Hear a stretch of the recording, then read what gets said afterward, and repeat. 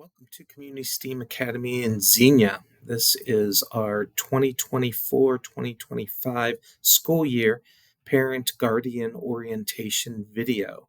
The purpose of this video is to help you understand a little bit more about what is needed and what is necessary for you and your student to be successful not only this year and beyond.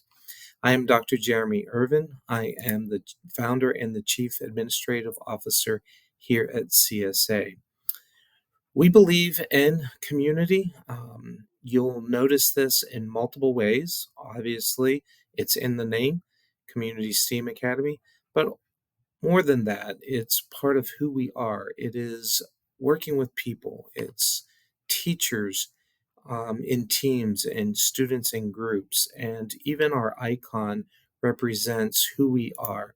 So when you zoom into the icon, you can kind of see that it's not a gear that is representing of just the STEAM aspect of our instructional models, but it's a group of individuals huddled around a project to accomplish a common goal together.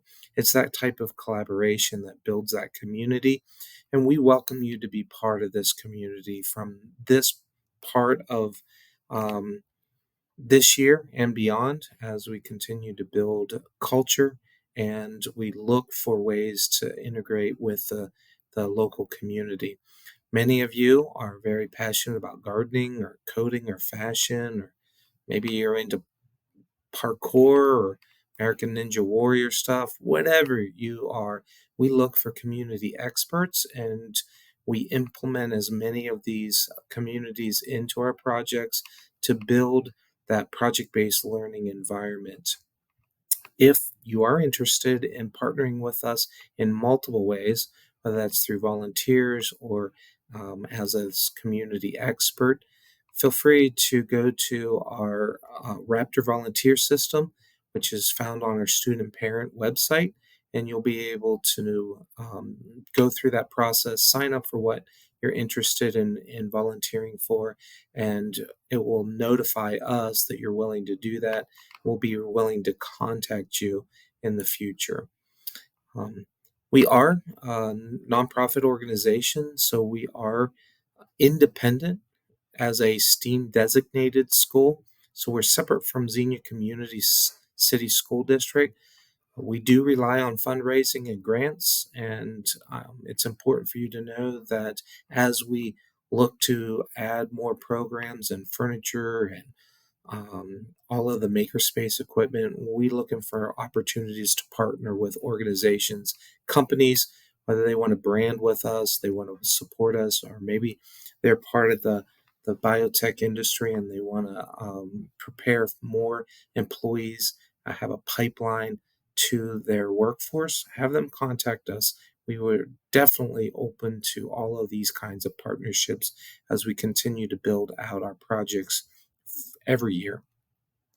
They provide that direct benefit to our students and allows them to see how the projects are linked with real world authentic activities, more so than them saying, why do I ever need to know this? Our school has multiple core values. It's important for you to understand that these core values are embedded in everything that we do. It's vital to our success, and we definitely encourage these entities, these values to happen throughout. I want to point out the fact that even our dynamic movement piece is part of the type of furniture we have, understanding brain research and how students can learn and recall information much easier and better because they're able to move around. They can stand at times, they can lay on the floor. There's a lot of opportunity with the flexible furniture to help them be successful. I say that so that you understand that if a student is struggling with a learning environment, we empower them to have a conversation with our teachers, and we're here to help them be successful throughout this school year. We are an open enrollment school, and so we have a lot of students from a lot of different diverse backgrounds. So it's a crucial part for us to recognize the fact that as we do our unique instruction, that you understand that um, our projects are challenging. They will require students to want to learn and require them to demonstrate learning. And as they're doing these projects, it is important for you to know that our teachers are there to support them, especially when they do fail, which happens. And we want students to have a challenge, have the rigor necessary so that when they do fail and the safety net of the teacher and coach is there to help them bounce right back up and go at it again, they're going to create that confident identity, which is one of our core values. It also lets you know that if they do complain to you, support our teachers and coaches by saying, this is part of life. This is how you can work through these things, and you can do this at school. You can then have the skill set necessary to be a successful citizen and be ready for the workforce as you approach them. It's important that you understand that we do grade our students, even though we don't use traditional grades. So, in our assessments, we use a mastery level grading system, and we do and have our students work through projects, and they are at a continuum. We know that students learn at different rates, so some may take a little bit longer to demonstrate mastery, but we'll continue to be there to remediate throughout that project and other projects to help them be successful. Students will, in these projects, be able to follow their passion. They'll be able to be very um, instrumental in the type of way they're going to demonstrate that knowledge gain. Some of them will choose to pursue specific industrial credentials in specific fields, like maybe they want to be a drone pilot and they can get their FAA pilot license, their commercial pilot license, or within cybersecurity or other aspects that are available to them. And during these processes and during these projects, we truly will have the students create this profile of a graduate that is very, very essential for life in the 21st century, but also just as an effective citizen. These are the types of skills that we want them to have, this ability to have that confident yet respectful aspect, along with these others that are mentioned here on this slide, are vital to the success of the school. We also, throughout our projects, engage in skills that will be useful as having a tool to work into any of the workforce initiatives. So no matter what workforce, whatever career path, whether that requires them to go to college or not, they will have the skills necessary to be effective and be able to implement this because they're doing this project after project after project. And hopefully, you'll start seeing your growth of your student through these projects and start seeing them take on that initiative. And hopefully, you'll start seeing them doing their chores more effectively and all of the other things that you would love to see them implement into the actual household. Um, we want to make sure that you understand there's lots of resources that are available to you. In these resources on our website under the student parent handbook um, or resource page, there is the policy handbook, there is academic calendar, there's all sorts of resources, including a list of our after school clubs. If there's a club that your student is interested in, but they don't see it there, there's an application. That's how all these clubs got started. A student filled out an application, worked to find a caring adult that wanted to be an advisor to participate in this after school club and work with us on initiating it, getting students involved, and all of a sudden it's now put into place to function as an after school club. So we would empower the teachers, we would empower the students to take on that leadership role to fill out what they're interested in, do that. A couple things we want to bring to note. The dress code policy, we do have a fairly um, easy dress code policy to follow. Basically, from the armpit to the mid thigh, cover up. Don't let skin be shown, or no clothing that's see through to see the skin in that area, or undergarments. Other than that, our shoes, we want to make sure that they are secured to the foot. That's for safety purposes. Specifically, when there is dynamic movement, many students will bring tennis shoes in because we do a lot of tumbling and parkour and Ninja Warrior stuff and running up warp walls and stuff. And so having good tennis shoes is really important for the safety of the student. We also have um, a policy in which the face has to be seen from above at all times. So if a ball cap has a bill on it, it needs to be reversed. If they're wearing a hoodies with the hood up, you have to have the face exposed. Again, this is for safety purposes to make sure that our cameras are able to recognize who's in the building, making sure that only the people that are supposed to be here are.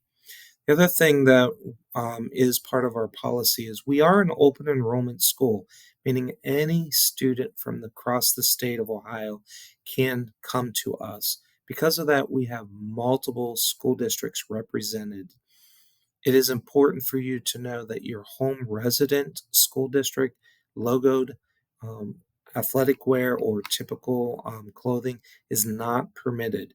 So please keep those clothing at home. If they do wear those clothing to school, they'll be asked to turn it inside out or cover it up some way, shape, or form.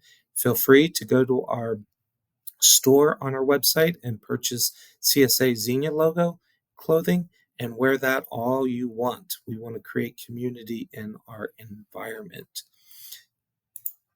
As we are considering and looking at the first day of school, we do have a staggered start of culture days.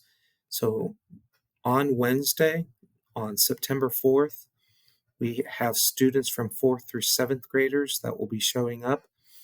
Those 4th through 7th graders are only showing up that day, so no 8th through high school.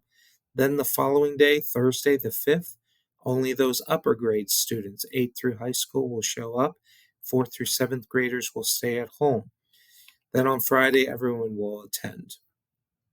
Also, with that, keep in mind that our school day is that the doors open up at 7:15. You will have this bell that will dismiss them to the learning neighborhoods at 7:35 for the start of the school day at 7:45. We will continue to have school clear until 2:45, and students will be dismissed. 4th and 5th graders will be released out of door F, and I'll look at the drop-off policy here in just a little bit. And all other high schools will come out of door B, and that these doors and students are permitted to be on campus until 3:15. If you need extended care before or after the time allotted from 7:15 to or 3:15, please contact office@communitysteam.com and let us know. There is a fee associated with it, but we can provide before and after school care. Also, if your student's going to be absent, please email attendance@communitysteam.com. That will enable us to know exactly who is to be here and who isn't, and it will allow us not to have to contact you saying that your student isn't here, and we need you to recognize the fact that let us know why they're not here.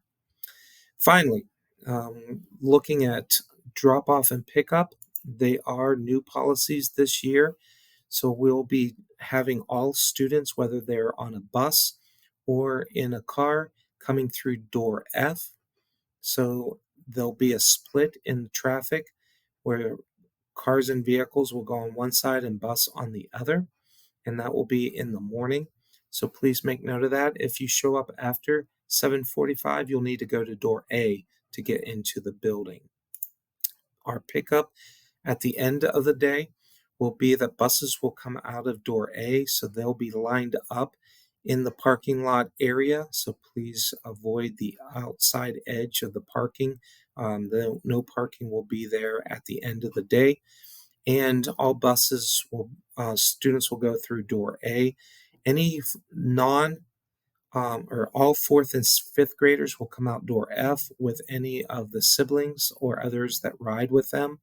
They will be called out and come out one at a time to be sure to make sure that the student and the cars are matched.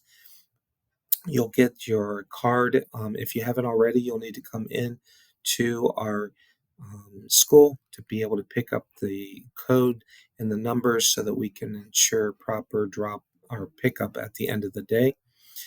All other students that are not on the bus or being picked up in fourth and fifth grade will need to be able to go through door B, only door B. This is new, and they'll be picked up within the where car line by where the cones are. It's important that we don't have students going outside of the cones for pickup. We want to keep the lanes open for the flow of traffic. If you haven't already, be sure that you take the opportunity to go and look at final forms to make sure all your paperwork is done and completed before the first day of attendance. It's important that you know everything is submitted and turned in. Keep in mind that any student signature will happen once they get to school and once we go through the first two culture days, so that they'll have an opportunity to sign that digitally, and that will happen here at school. It doesn't need to happen with you at your house.